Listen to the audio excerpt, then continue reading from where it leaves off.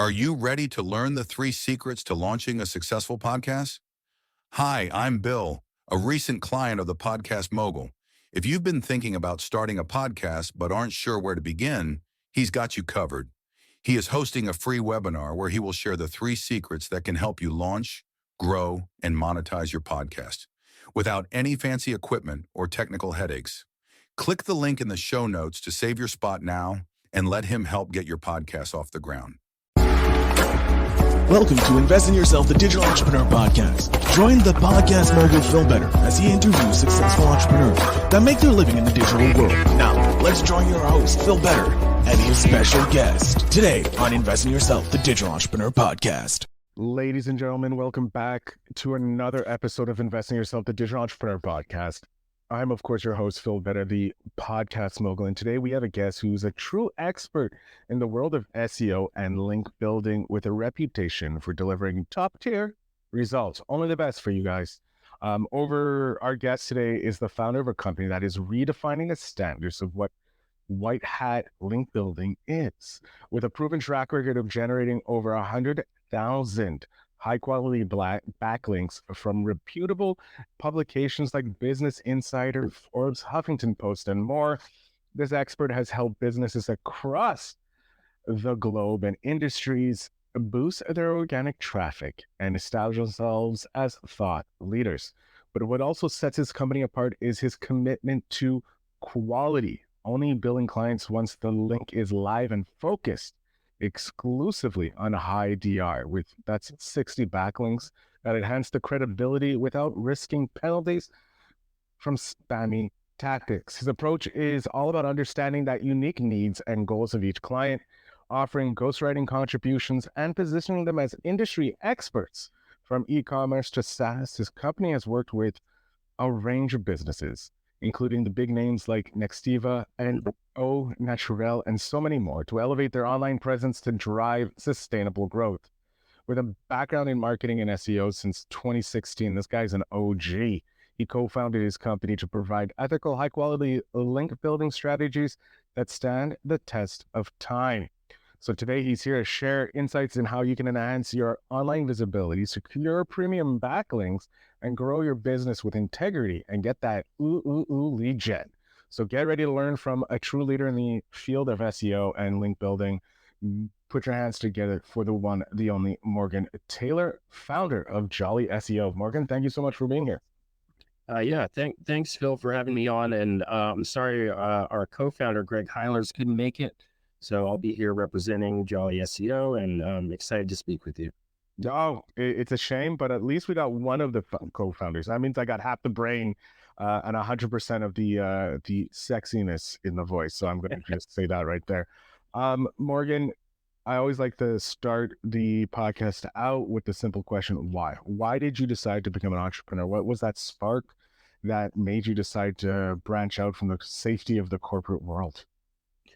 Yeah, no, that's a good question. I'm sure, some of your audience can relate here. It was an organic journey for myself. It wasn't like a out of the blue moment, like, hey, it's time to start this business and here's how we want to do it. And laid it out and everything is a success, right?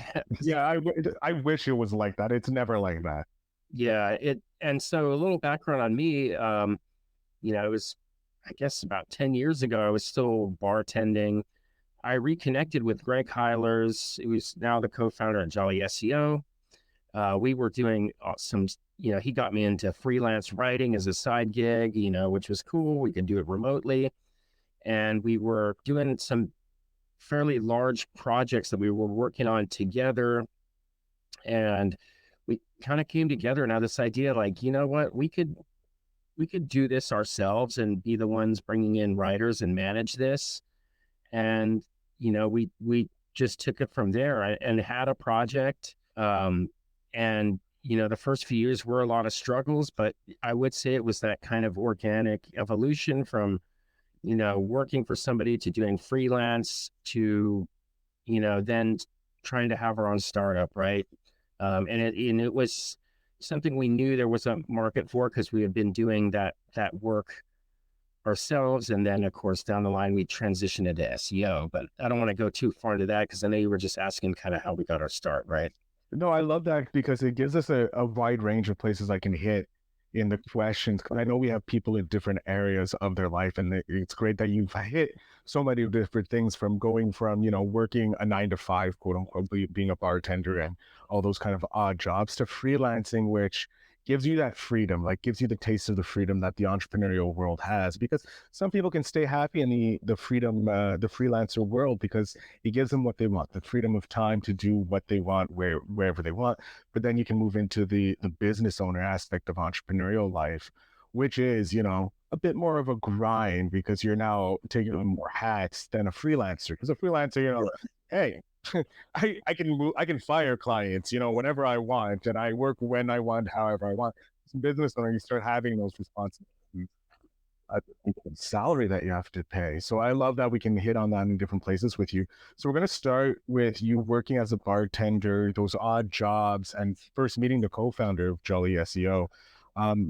Maria, what was kind of like your first gig of like you said it was ghostwriting, but like what was the writing for? Were you doing blogs for these small companies, or were you hitting some big names at the start?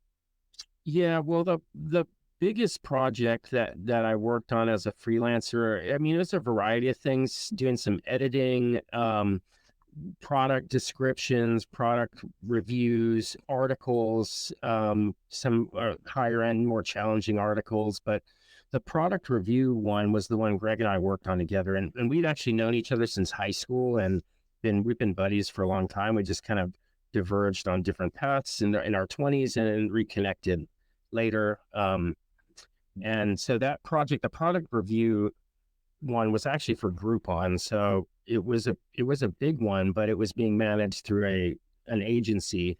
And so our goal was to move it into managing the project ourselves was what we started with. And that was before we actually even made an LLC or anything. We were still technically freelancers, but it was interesting what you said though, because I do think if anyone's listening that is a freelancer and has doubts about moving on to, is this too much work? You probably will find a lot of the skills you learn as a freelancer are actually very applicable to business ownership. At the end of the day, you're still doing your own lead gen and your own sales for the most part, as a freelancer, you're having to go out and do all that work anyways, which is a lot of the challenge of Being a business owner. Yeah. Mm-hmm. So, I mean, the people management aspect is new, but it's something to learn, right? Right. That's what the adventure is of entrepreneurship. It's always learning something new, always moving forward, always investing in yourself, which we'll touch on a bit later. So as you were transitioning from, 9 to 5 or into freelancer, that's somewhat of a jump for some people. Either they're working like, that corporate safe gig because the paycheck, that's enticing. That's a very good addiction to have. Yeah. And every 2 weeks or every week, you're going to get that nice paycheck. That's going to cover your bills for everything, or at least pay a portion of those bills. When was it that you felt secure enough in your freelancing gigs lifestyle to make that jump to full-time freelancer and get the benefits that come with freelancing? Yeah, no, that's a good question. I mean, if I'm going to be honest, I did not make a complete jump right away. I even continued bartending in evenings and on weekends, especially for years after Greg and I started Jolly. And I played it pretty conservatively. I waited until I felt the income from our business was enough to cover our family's needs. It coincided nicely with COVID. Once COVID happened, I couldn't bartend anyways. So I'm like, okay, I'll make the jump. But to answer your question, it was a slow process. I started dropping obligations at it's not really a 9 to 5 anymore, but I started dropping obligations there slowly as the revenue picked up. I had more proof. We had more proof of concept that what we were doing was on the right direction. I don't know that's right for everybody because, time is limited, and the argument could be made that the more time you put into the business, and dropping the other obligations. But for me personally, I did want to get what I felt was a comfortable enough income before dropping completely my other work.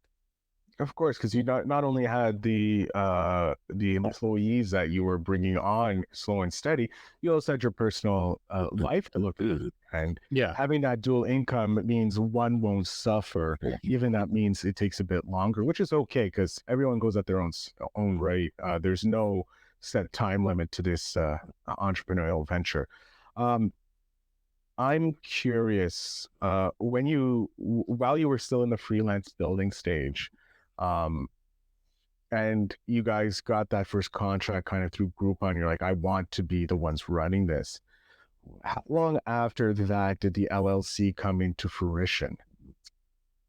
Yeah, that came in about a year after, I would say. We got that set up. Um, we had a few steady clients. There wasn't a lot to lose by setting, I would say this particularly for anyone who is a sole proprietor. There's not a lot to lose by setting it up. Initially, it didn't take a lot of time. So I'd say it's only benefits. Even if you're freelancing, you should probably set up your own LLC at least. But it took us about a year to make that move. I think there wasn't, if I could do it again, I would have done it right off the bat, probably, because there's tax benefits. There's all kinds of things to getting that set up. I love that. And that's a great piece of advice for the audience. You guys set up the business as soon as possible because uh, without the business being set up, you lose all those great benefits. And time is money and money is time, as they say.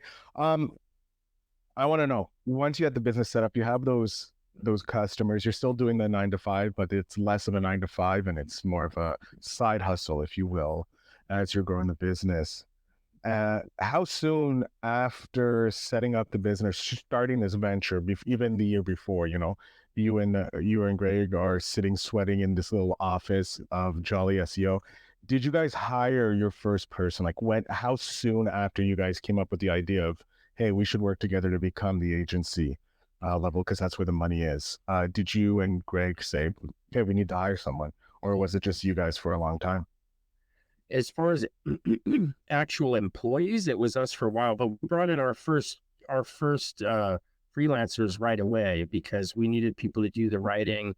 The way it worked for us is we were paying on a performance based model, so it was per completed article or by the word or however we worked it out individually with each freelancer. But that's a good insurance if you're wondering whether to bring people on and you're not getting a lot of revenue. I would say, think of ways that is still attractive to bring people in, that is based on actual product produced that you're going to sell or based on the orders you have or something like that. I would even go so far as to sell what you're trying to sell, and then you can bring in people quickly and then bring them in to help with it. But yeah, we brought in people to help right away. We made up our mind. We were pretty much done doing high volume writing ourselves right from the get-go. That's great to know, like hiring freelancers, even if it's not a full-time employee, VAs, to offload some of those tasks that aren't paying the bills, like going out and getting the clients and handling the more finesse of the business.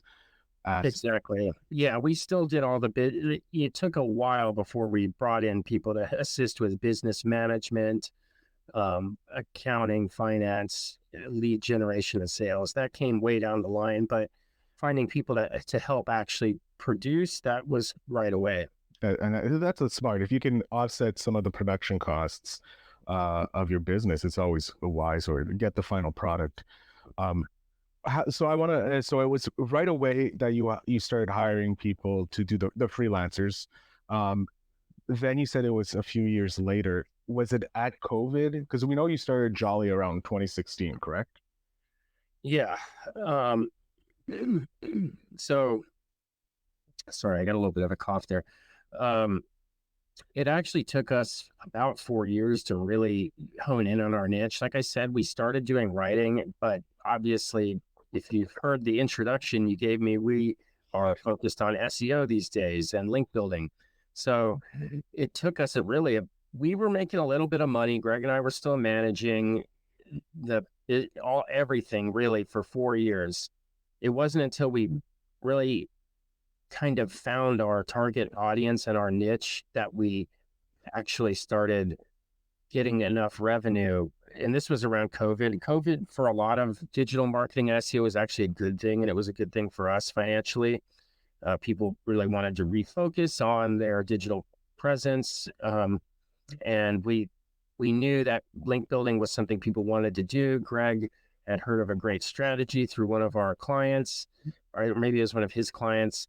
And we leaned into that heavily. Once that happened around COVID, as you guessed, we were actually making the revenue. We're like, okay, this is a little much for us to handle. We need people to help us with operations management and lead generation and sales, So it was a good 4 year slog of not really making money initially, but it was enough for us to give us a little something. We learned a lot, and it gave us the tools for the lead generation and the strategy we used down the line. So I love that. I love seeing that and love hearing that because it proves the strategies that are going to come down the road that we can use ourselves as entrepreneurs as we go.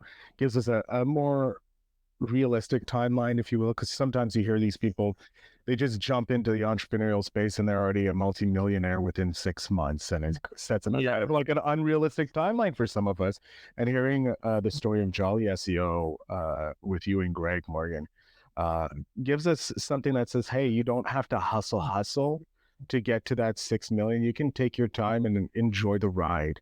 There's going to be ups and downs, obviously, any business, but if you want to, concentrate on, getting the more skills, getting paid for skills, for different things like that, you have that ability, right, Morgan?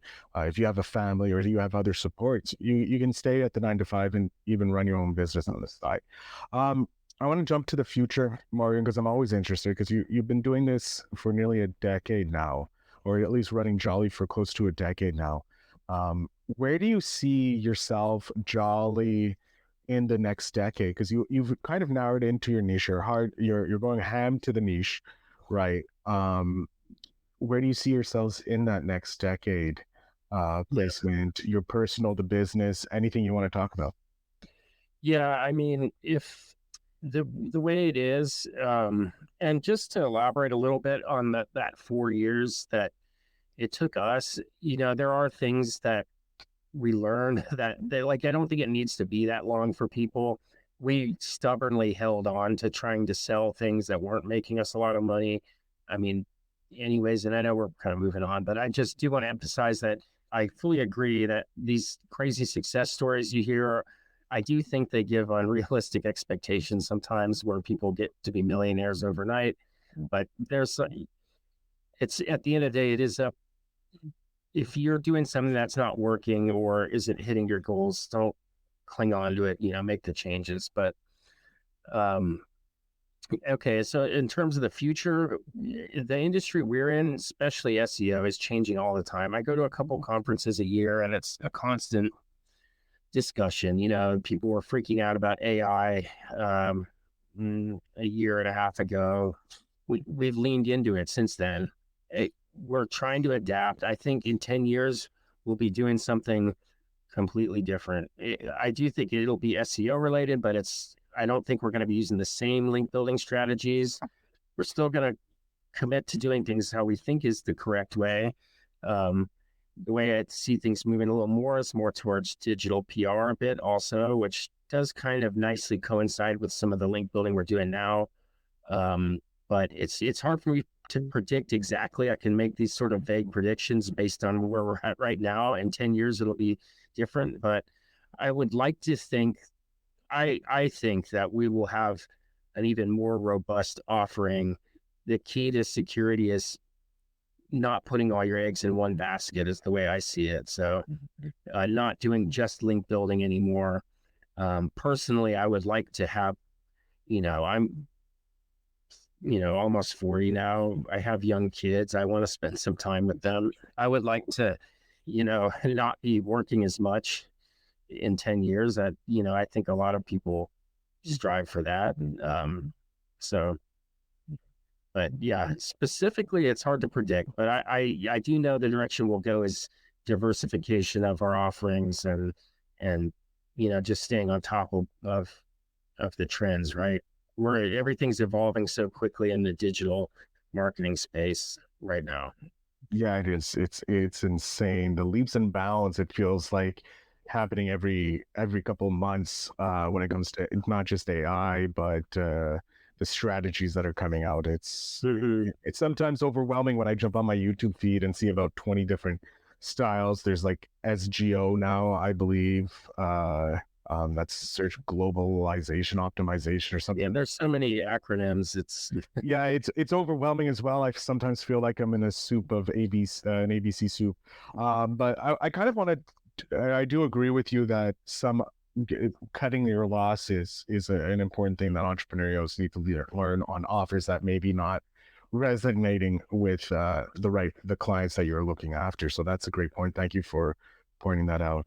And also pointing out how the industry is shifting so quickly, because that's something that entrepreneurs who are starting need to understand. They need to stay light and be able to be moving with an industry that's so ever changing because of how still young it is. If you think about the internet's only was created in the 80s, so it's not that much older than what we are right now. So it's still young if you think about it. If you think of the span of like all other aspects of media have been around, writing has been around for generations, and now this evolution. So it's great that you mentioned to stay loose and the vagueness is great too, because it allows you also to stay as loose as possible. If you could give a simple strategy, not a strategy because I don't want to steal that, but piece of advice, maybe a part of the strategy that you guys employ over at Jolly SEO for business owners who are listening, that can, maybe give them a quick win, something that they can do quickly on their website that, will take it up a notch over their competitors. Yeah, quick win. If you're not doing regular content on your site, get that going. It's very easy. You can find somebody to do. And I think I wouldn't overthink the content strategy aspect of this if you're not doing it. Think of, you just put yourself in the mind of your ideal consumer. What kinds of things are they trying to get information on? Commission 3 or 4 blog posts a month in this area and with the topics you can think of. And it's, like, say for us, if we were going to do a blog post, it'd be, an article on where to start when you're looking to build links, and have a really definitive article on that and get that going. Because if you're not doing content, is really the first thing in terms of SEO you should be focusing on, and then link building, and then your technical optimization. So, but if you don't have a regular content schedule, that's a quick win. You can get going on your own on a pretty modest budget, maybe even a couple $100 a month, maybe even less. Some of these writers can do good AI content cheaply. I would just make sure you actually read it before you put it on your site, because that is representing your business. But that'll give you, depending on the space you're in, it could give you some quick leverage over the competition. That would be my advice in that particular area as a quick win. I love it, and it's a simple win as well for the audience to get going. Like you mentioned, there's AI programs that are out there that can even cut the costs down to close to nothing if you're still at a super bootstrap budget of building your brand. And then there's the level of just paying some quick AI writer, someone else, to come up with the content ideas for the business so that you can focus on what makes you money. I love that piece of advice there, Morgan. Thank you. Yeah. And really, like, it takes a few months for this stuff to start having an impact. So the sooner the better. Don't put it off. I know there's always, as a business owner, there's always something more pressing on your mind, right? There's always something, but this is one, like, just spend a couple hours, get some content in the pipeline. You won't regret it in 4 or 5, 6 months when your organic traffic is, a lot better than it was. So I love that, and it's a great little content strategy for the audience to take. Morgan, I kind of want to go into how you invest in yourself, because this is something that's very important. It's the kind of the core reason I started this podcast. What do you do to invest in yourself, not only as a business owner at Jolly SEO, but also as an individual, as a human being, in your personal life as well? So business and personal, either way, either one you want to talk about, we're open here to any, but how do you invest in yourself? yeah, I mean, business wise, I know that's not the main focus, so I'll just touch on it quickly. I think it's important that when you're investing in skills you learn, you make sure, like, this is something that we're not going to delegate in the super near future. This is something that's a high level management skill that I'll take with me throughout my life. I don't spend a lot of time looking into, say, I don't know, let's just say we have, somebody coming in to redesign our site. We don't do web design. I could learn how to do all this stuff myself on WordPress, but it's not a good use of my time. I would rather learn things like lead generation, sales skills. Even that maybe is a little bit lower, but learning the financials, human, people management, that kind of thing, you'll carry with you no matter what business you go to. If you start a new business, a second business, whatever, that'll help you kick things off a lot quicker. I consider those really valuable skills for self-development. In terms of outside of business, for me personally, this is probably cliche, but I really emphasize, and I'm trying to more and more, physical health. This little thing I'm in is really small, and I'm sitting down a lot of the time. And it's not I am a believer that, the physical activity is a good investment for yourself mentally, not just physically. Your health is important. In a lot of startups, you're not prioritizing that. So I try to get out at least several times a week, or go to the gym, or walk around, or whatever. Another thing I do is I strictly cut off my work during weekends, which is difficult, but I think it's good to be able to focus on the other meaningful things in your life too, right? So That's some great advice for the audience to take with them, both in business and in their personal life. Because a lot of us are sitting, because we're doing digital work, right? We're in front of a laptop, we're in front of a computer, so our butts are glued to those seats. So getting out multiple times, just even to walk in nature, I know is so refreshing for me. It's something that I try and do at least once a day.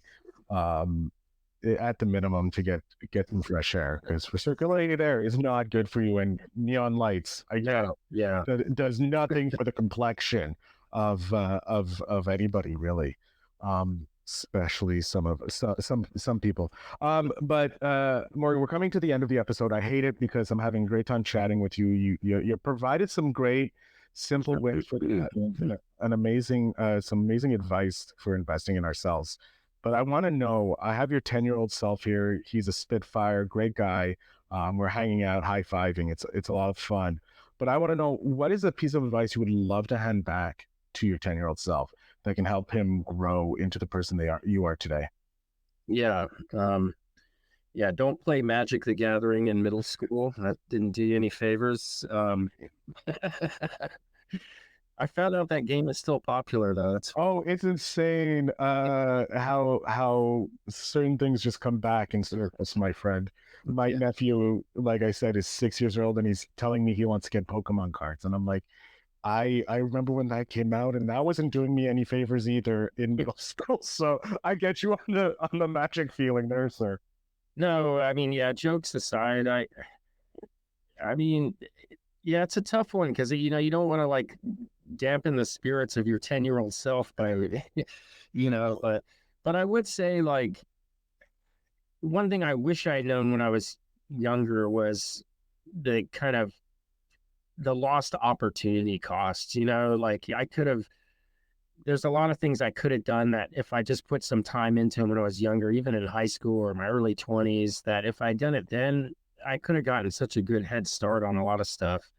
Um, you know, um, so s- stay on the ball, do don't waste a lot of your 20s doing things you think will just be fun, because you got to catch up for it later at some point. But Mm. That's a good one right there. The yeah, opportunity costs. exactly. Because that's if you start 5 years earlier, you might retire 10 years earlier. It's True. It goes back, it harking back to that old saying, best time to plant a tree was 20 years ago. The next best yeah. time is today. Yeah, no, I think that's some great advice. And it hit me harder than I thought it would. So thank you for that, Morgan. I'm gonna jump off stage, digest that nugget while you let my audience know where they can connect with you either personally, so a personal website, or where they can contact Jolly if they're looking for some, SEO advice or actually wanting to hire you to take out the strategy for them. So the floor, sir, is yours. Yeah, absolutely. So I know I talked about content earlier. If you're ready to move past that, you've already gotten the basics down with your SEO and you're looking to go into link building. That's our specialty. It's all we do. Our focus is on organic, what we'd call white hat strategies that have stood the test of time to the Google algorithm updates. If you're familiar with platforms used to be called Help a Reporter Out or Journalist Outreach, that's a lot of what we do too. I'd love to have a chat with you. You can reach out. You can go to our website, www.jollyseo.com. There's a booking form there. You can find a time that works. Otherwise, feel free to reach out directly to me at morgan@jollyseo.com, or find my LinkedIn, Morgan Taylor, and happy to give a talk to you, see if it's a good fit, or do an audit for your site. We got a free link promotion for anyone who signs up. So yeah, that's all I got to say about that. I love it, Morgan, keeping it sweet and to the point, making people understand how you can help them with their link building. Again, I want to thank you so much for coming on the podcast, Morgan. It was an absolute pleasure. I had a great time chatting with you, and I'm telling you, you left a landmine that just went off with that opportunity cost advice. It's resonating deep in my soul. So thank you again for that, for both myself and my audience. Yeah, of course. And we can, we'll have to play some Magic the Gathering sometime. We certainly will. I know a buddy of mine will definitely join in that little tournament we'll create. So to my audience, make sure you check out the show notes down below to connect with Morgan and, of course, Jolly SEO, and maybe talk magic, if you will, in those LinkedIn DMs. But I want to thank you again, Morgan, to the audience for listening, and to always remember to invest in yourself.